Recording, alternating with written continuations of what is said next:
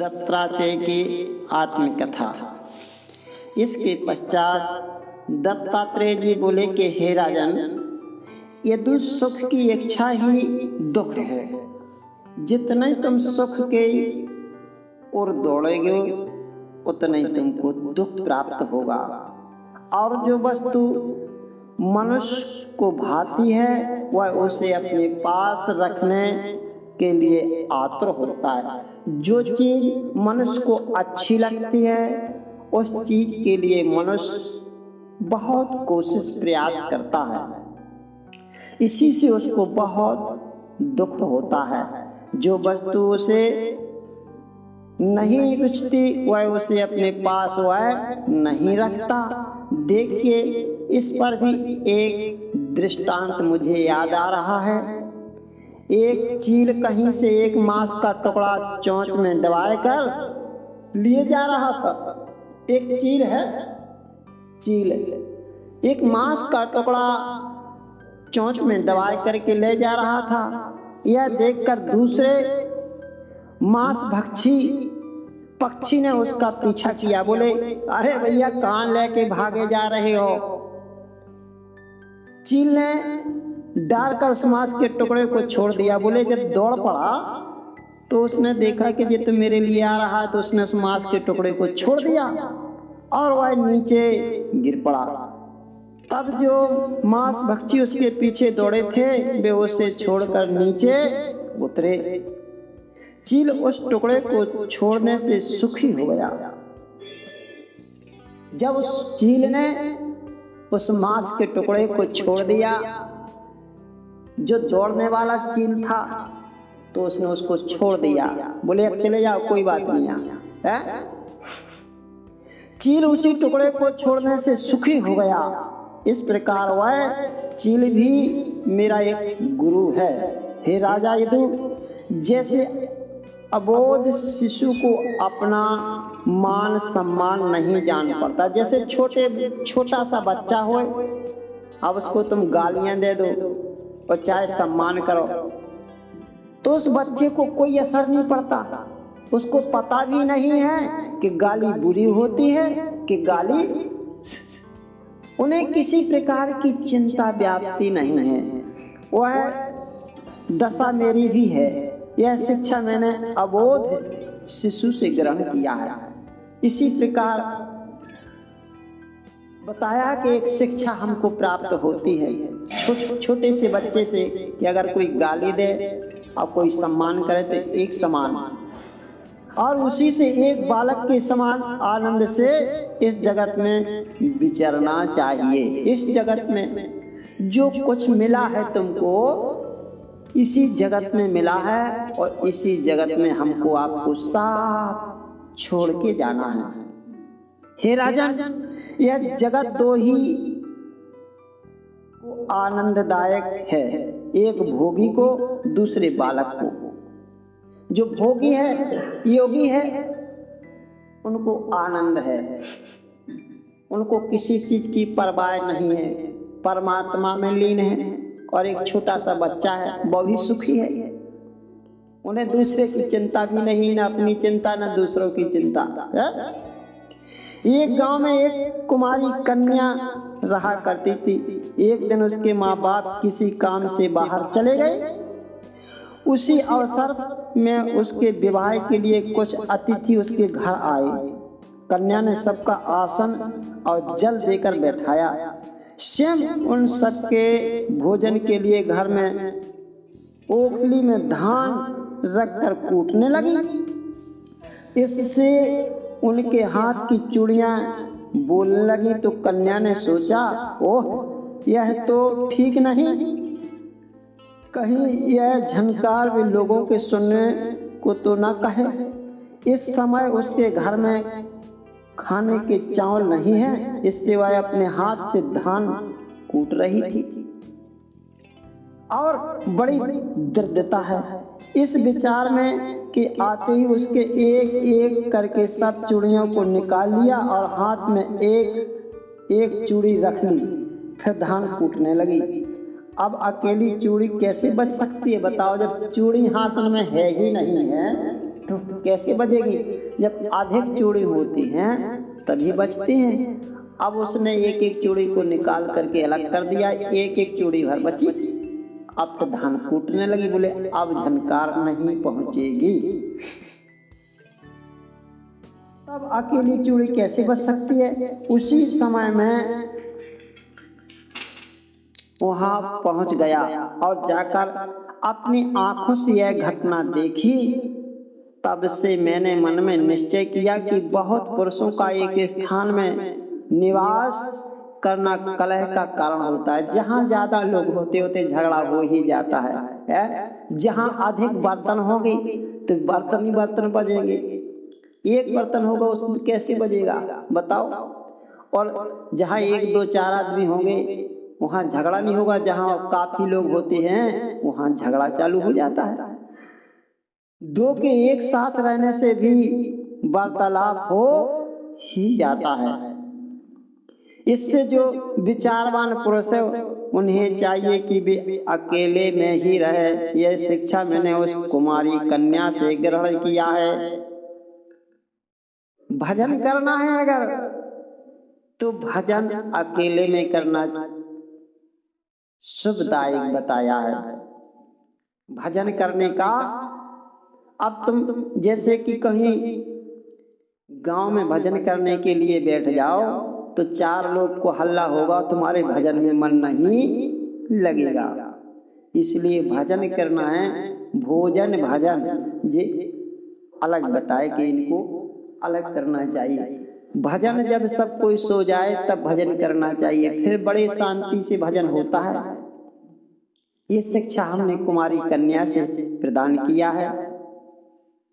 हे महाराज, यदि इस प्रकार एक बाण बनाने वाला था जो नित्य ही एकाग्रचित होकर बाण बनाया करता था। एक दिन जब वह अपने कार्य में ध्यान से लगा हुआ था, किसी एक बड़े भारी राजा की सेना उनकी दुकान के पास से गुजरी, परंतु उसे कुछ भी पता न चला कि सेना कब आई और कब चली गई। उसकी इस अवस्था को जय जय श्री राम, उसकी इस अवस्था को देखकर मुझे बड़ा संतोष हुआ। आहा, इसी प्रकार योगी का मन ब्रह्म में समा जाता है और सुख दुख की कोई चिंता नहीं रहती है। इसीलिए ऋषियों ने योगी को पहले आसन सिद्ध करने का आदेश किया। पहले अभ्यास करके आसन को जीते। वैराग्य तथा अभ्यास योग से मुक्ति हो मन को एकाग्रचित में लगा ले। मैंने उस बाण बनाने वाले से शिक्षा सीखी है कि ऐसे ही सर्प भी अपने लिए कोई घर नहीं बनाता है और बड़ी चालाकी के साथ इधर उधर विचरता है तथा थोड़ा सा विष रहता है जो कोई समझ नहीं सकता और निर्दयी घूमता रहता है। किसी की सहायता नहीं लेता, केवल वायु पान कर रहता है। सांप ज्यादा भोजन नहीं करता है, सांप तो केवल अधिक हवा की सहायता से बना रहता है। ऐसे ही योगी को भी रहना चाहिए। जैसे मकड़ी अपने ही पेट से जाल निकालकर अपना घर बनाती है और चाहे तो फिर उस जाल को अपने पेट में वापस समा लेती है, ऐसे ही परमात्मा इस जगत को अपने उद्धार से प्रकट कर इसका विचार करते हैं और जब चाहे तब स्वयं ही इसका संहार कर देते हैं। जैसे मकड़ी को किसी की सहायता की आवश्यकता नहीं है, मकड़ी अकेली तो घर बना लेती है, उसे कोई की जरूरत नहीं। जब घर बनाने पड़ा तो अकेले ही घर को तैयार कर लेती है। ऐसे ही परमात्मा को भी किसी की सहायता नहीं चाहनी पड़ती है, आवश्यकता नहीं है। जैसे भृंगी कीट ध्यानवश उसका रूप धारण कर लेता है, वैसे ही मनुष्य जिस वस्तु पर आसक्त हो जाता है वह उसके समान ही बन जाता है।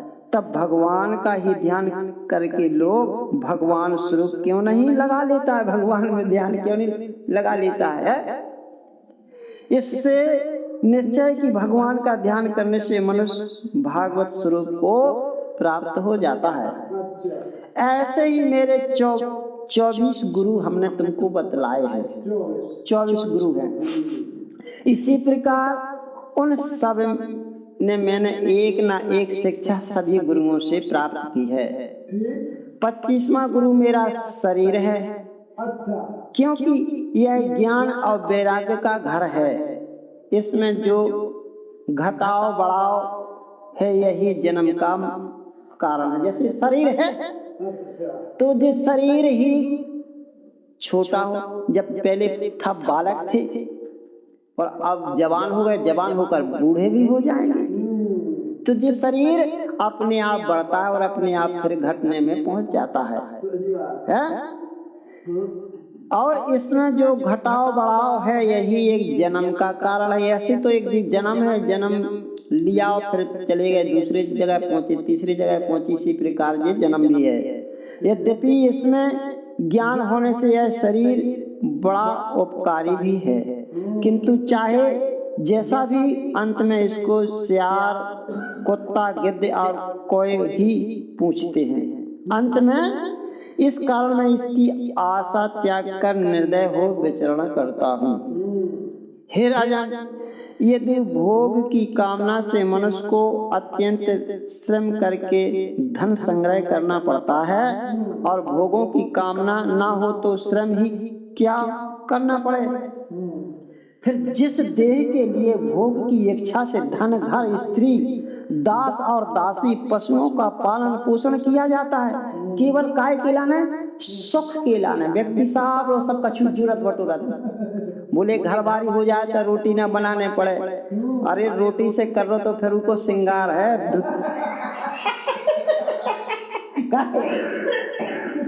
एक सुख मिले है और कई दुख मिले है। एक सुख के लाने कई दुख तुम्हारे पास आ जाए, कई दुख है। ना जाने कितनी मेहनत करने पड़े, फिर जब उसको भोजन कराने पड़े, उसके लिए गहने लेने पड़े, उसके लिए साड़ी कपड़े लेने पड़े और मकान बनाने पड़े, जिस सब किसके लाने, औरत के लिए तो करने पड़े। फिर धन, घर, स्त्री, दास और दासी और पशुओं का, अब दूध भी चाहे तो पशु भी रखने पड़ेंगे। वह देह और आयु के व्यतीत होते ही दूसरा शरीर पाने पर वह कर्म करके वैसे ही नाश होता है। इस देह की या इसमें वास करने वाले जीव को कभी जीव रस की ओर खींचता रहता है तो कभी मूत्रेंद्रिय मैथुन की ओर खींचता है। मैथुन की ओर खींचता है। जीव रस की ओर खींचता है, मन एक मैथुन की ओर खींचता है और जीव एक रस की ओर। जीवा केवल चाहना है अच्छा मिलना चाहिए खाना, कभी कभी ऐसा खाना मिलना चाहिए, कभी कभी ऐसा इस प्रकार से खाना मिलना चाहिए। तो जीव कौन कहती है? जीव ही खींचती है। तो कभी पेट अन्न की ओर खींचता है। पेट को तो केवल लगता है कि पूरा पेट जब तक भरे ना तब तक लगता है कि खाते जाए। आंखें रूप ही आंखें रूप की ओर, आंखें कहाँ खींचती हैं? अगर किसी का अच्छा रूप दिखाना तो बार बार उनके प्रेम की ओर खींचता है। आंखों का काम है प्रेम की ओर खींचता है। इंद्रियां अपनी ओर और स्त्रियां अपनी ओर खींचती हैं। इंद्रियां हैं तो अपनी ओर खींचती हैं और स्त्रियां अपनी ओर खींचती हैं। उसी समय उसे कितना दुख होता है यह कहा भी नहीं जाता है। जैसे किसी के घरबारी ना हुई और दूसरे की घरबारी देखने के लिए मिल जाए तो वह बड़ा दुख होता है कि ऐसी घरबारी पूरी होती तब मुझे कितना सुख प्राप्त होता कि नहीं होता। तो उसका मन उदास हो जाता है, घबराने लगता है कि हे प्रभु मैंने कौन से ऐसा पाप करो जो मुझे घरबारी ना दे। इस प्रकार यह देह आवागमन में पड़कर नश्वर होते हुए प्रसाद का भी देने वाला अंधा हो जाता है। वह मनुष्य उस प्रेम में इतना विभोर हो जाता है कि वह अंधा हो जाता है, उसका ज्ञान नष्ट हो जाता है। इससे जो काम लेना चाहे ले ले, अर्थात मोक्ष साधन कर ले, तत्पश्चात नहीं हो सकता। फिर विषयों का तो कहना ही क्या है। विषयों का सेवन तो कुत्ते और सुअर आदि का पशु योनियों से भी जाने पर मिल जाता है। विषय भोग तो चाहे तुम कुत्ता बन जाओ तो भी मिल सकता है, बिल्ली बन जाओ तो भी मिल सकता है, चाहे जौन सी योनि मिले, विषय भोग हर पन में मिल सकता है। तब उसके पाने के लिए इस नर तन में इतनी चिंता क्यों कर रहे हो? नर तन में तुम इतनी चिंता क्यों कर रहे हो? नर तन में तो भगवान का भजन करना चाहिए। भजन और तन में नहीं मिलता है। जैसे तुम्हें जानवर बना दिया जाए तो तुम क्या भजन करोगे? नहीं कर सकते हो, भजन नहीं कर सकते हो, परंतु विषय भोग जरूर कर सकते हो। हे राजन, यदि एक गुरु से बहुत प्रकार से ज्ञान नहीं मिलते हैं।